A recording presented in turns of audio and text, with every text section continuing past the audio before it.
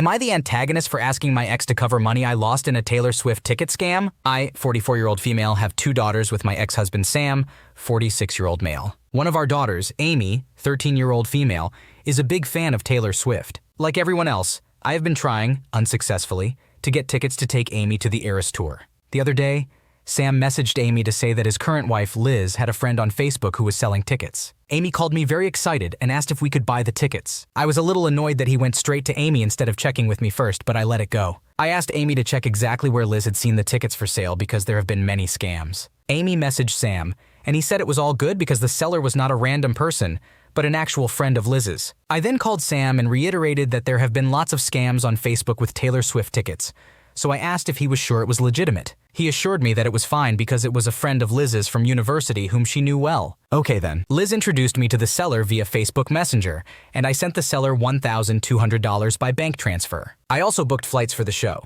Here is where I admittedly made a mistake. The seller contacted me again and said I needed to transfer another $400, which should have raised a red flag. However, I did it because I thought this was someone Liz and Sam personally knew. Well, it turned out to be a scam. Someone had cloned Liz's friend's Facebook account. Liz messaged me to say that she thought it might be suspicious, but it was too late. Later, I found out that Liz had seen the original post on a Facebook moms group, not posted on her friend's personal page whom she had been connected to for years. This is really frustrating because I had explicitly mentioned that these types of scams were happening. If I had known, I would have double-checked that they had called the friend, not just connected through Facebook. Sam and Liz said they felt terrible about it. Luckily, I was able to get a full refund on the flights, and my bank automatically put a hold on the $1,200 because it was a large transfer. I could stop that, but the bank said the additional $400 could not be refunded. I messaged Sam explaining that in the end, I lost $400, and I asked if he would compensate me for the loss since I was acting on information from him that it was legitimate. To be honest, I would have been satisfied if he just paid for half of it. He replied, "I don't think so. I know you got scammed, and that's unfortunate, but all we did was put you in touch with someone we thought had tickets. I am pretty annoyed that he's acting like he had no role in this loss, but maybe I am being unreasonable.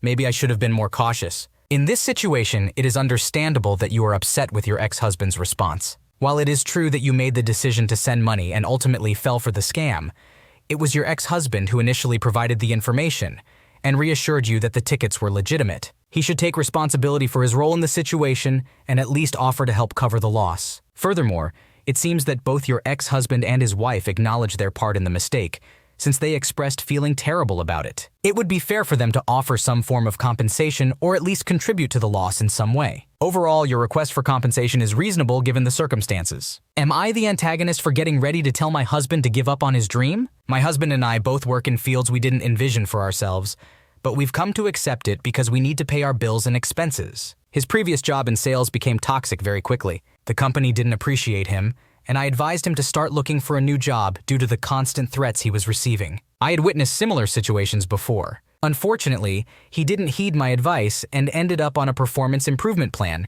PIP, because he took his first vacation, which didn't sit well with the company. I once again urged him to apply for new jobs, but he didn't listen, and eventually he lost his job. He has always been passionate about videography and video editing. While he continues to apply for jobs, he also wants to pursue videography full-time. However, it has been months since we received any unemployment benefits, and the few clients he has gained do not contribute significantly to our finances.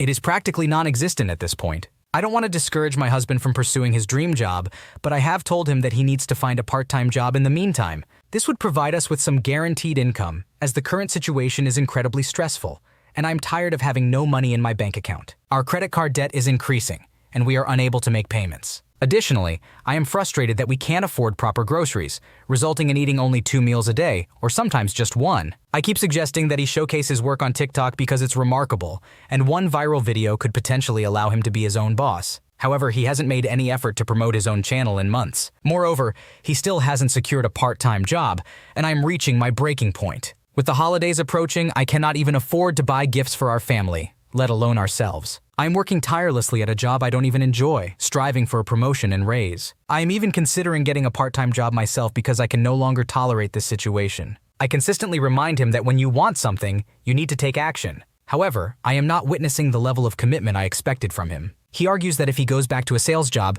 he won't have time for editing. While I understand that video editing is time-consuming, I can't help but feel that he always finds excuses to avoid taking action. He dismisses options like working for Uber due to the low pay or taking a part-time retail job because he might as well work full-time. He claims that if he does something else full-time, he won't be able to pursue his passion. This frustration is overwhelming. If we received unemployment benefits, I would feel more at ease, but unfortunately, we haven't received any support. At what point do I decide that enough is enough? Why is it so challenging for him to find a part-time job if he genuinely wants to pursue his dream? Why doesn't he seem to care? I understand that businesses take time to build, but a part-time job wouldn't hinder his progress. I'm exhausted, drained, and feel more like his parent or manager than his wife. It is completely understandable that you are frustrated and stressed by the financial situation. It is important to have open and honest communication with your husband about your concerns and the need for some guaranteed income. Encouraging him to find a part-time job in the meantime is a reasonable request, especially considering the rising debt and financial strain you are both experiencing. It's also reasonable to expect him to take action, such as actively promoting his work on TikTok or seeking other opportunities to help improve the situation. However, it is recommended to approach the conversation with empathy and understanding while also expressing your needs and concerns. Am I the antagonist for going to my sister when her fiancé tries to boss me around? I, a 16-year-old female, currently live with my 27-year-old sister and her 26-year-old fiancé due to issues with my parents. Although my sister has tried to reconcile me going back to my parents part-time, it has not been a smooth journey. While I love my sister, her fiancé tends to boss me around, so I always consult her before taking any action. However, even then he still punishes me. Around a week ago, I asked my sister if I could have a pair of shoes that I really wanted. Initially, she said no, but eventually gave in. However, a few days later, I couldn't find the shoes anywhere, so I asked her fiancé about their whereabouts. To my surprise, he mentioned that he had taken them back. When I confronted my sister, she explained that it was because I had failed to do the dishes as she had asked, and she was tired of me not taking care of my chores. Later, her fiancé came into my room and informed me that my sister was going through a tough time. He emphasized that I shouldn't pressure her into getting me things and that I needed to contribute more or risk losing my allowances as well. A few days later, my sister and I were arguing while I was driving us home from our parents' house. She kept demanding that I pull over, which only increased my stress levels. In the midst of trying to pull over, I ended up damaging her car. Once her fiancé found out, his main concern was her well-being and whether she was okay. Fortunately, she only suffered a mild concussion, a dislocated shoulder, and some stitches, while I broke my wrist and received a total of 16 stitches. He took a week off work to care for her, while I was expected to return to school the following day. He also showered her with numerous get-well-soon gifts, such as new pajamas, a nice blanket, and a stuffed animal. The story fast-forwards to another day when my sister's fiancé asked me to help with the dishes since the dishwasher was broken. I pointed out that I hadn't used any dishes that day, but he seemed confused, and then asked me to clean the cat litter instead. I informed him that it was my own cat, but he insisted that I still needed to contribute. Frustrated, I went to my sister's bedroom to inform her of the situation. He intervened, telling me to leave her alone, even though he himself was bossing me around. Feeling helpless, I woke my sister up and explained what was happening. Much to my disappointment, she started sobbing. Initially, I thought she was upset with her fiancé as well, but it turned out she couldn't handle dealing with me anymore. Her boyfriend comforted her and told me to give her space for a while. For the next few days, my sister locked herself away in her room, and I didn't see her until yesterday when I found her in the kitchen after school. I expressed my concerns, telling her that her boyfriend hated me and was intentionally trying to turn her against me to get rid of me. In response, she assured me that she loved me, and her fiancé loved me too. However, she believed it was time for me to grow up because she couldn't tolerate my attitude any longer. In this situation, I believe I am being reasonable, and her fiancé is acting unpleasantly. Am I the asshole? It seems like your sister's fiancé is being overly controlling and unfair towards you. It's not right for him to take away the shoes your sister gave you as punishment for not doing the dishes. Additionally, it's concerning that he prioritized your sister's well-being over yours when both of you were injured in the car accident. Your sister's reaction is also concerning, as she seems to be siding with her fiancé and blaming you for their issues. It's understandable that you feel hurt and frustrated by this situation. However, it's important to remember that this is only one side of the story. It may be a good idea to have a calm and open conversation with your sister and her fiancé to address your concerns and try to find a resolution. Remember, communication is key in resolving conflicts and understanding each other's perspectives. Am I the antagonist for not attending my brother's wedding on my son's birthday? I wanted to share a story about my brother, let's call him R, and me. We aren't particularly close, we only talk occasionally and see each other during family events. Our relationship has always been a mix of love and hate, but I would do anything for him. Our whole family tends to be self-absorbed, so R's behavior isn't exactly surprising. However, I've reached a point where I'm fed up with how my immediate family treats me and the family I've created. In January 2022, R called to inform everyone that he and his fiancée, let's call her L, had finally set a wedding date. The date they picked happened to be my son's 5th birthday. My wife and I immediately expressed our concerns, but R and L brushed it off and thought it would be cool to share a birthday. We should have said no from the beginning, but we didn't. Eventually, we agreed to go and made plans for everything. Now here's where the dilemma comes in. Around 7 months ago, my wife and I made a significant life change. We stopped drinking heavily and have been working on improving ourselves. As part of this change, we've started setting healthy boundaries with both families and have had minimal contact with R, L, and my immediate family. Just 1 month before the wedding, L messaged all the bridesmaids about the deposit for hair and makeup. My wife and I sat down to calculate the remaining expenses for R and L's wedding, which comes out to about $900, not including a few things my wife has already purchased. We have 5 children, 2 of whom have birthdays within 5 days of the wedding, one on the actual wedding day. Additionally, my own anniversary is 3 days before the wedding, and there's a holiday around that time as well. I called my brother to talk to him and explained that I couldn't afford to celebrate 2 birthdays, an anniversary, a holiday, and his wedding all at once. I laid out the situation, but he didn't say much except for okay. I called him back, saying that we would still attend the wedding, but without the kids, meaning I wouldn't be able to spend the day with my son on his birthday. He simply responded, "Okay, bro, as long as you're there." That response stung, but I swallowed my pride and agreed before hanging up.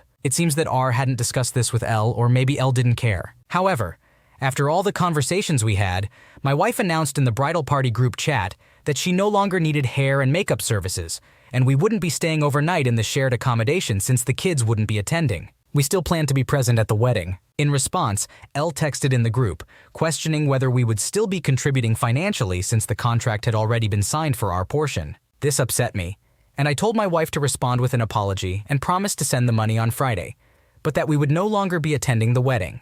Am I the a-hole for not attending? It seems like you have valid reasons for not being able to attend the wedding, including financial constraints and conflicts with other important events in your family's life. You have communicated your concerns to your brother multiple times and even agreed to attend without your children despite it being your son's birthday. The fact that your brother and his fiancé did not take your concerns into consideration and instead showed a lack of understanding and empathy in their response suggests that they are the ones being unreasonable in this situation. Am I the antagonist for telling my mom I think she should stop asking her older kids if my sister, brother, and I can stay with one of them? My mom has 2 older kids, my half-siblings, from her first marriage. They're twins and they're both 28 now. Their dad died when they were 6 and mom remarried when they were 10. I, a 16-year-old female, came along 2 years later.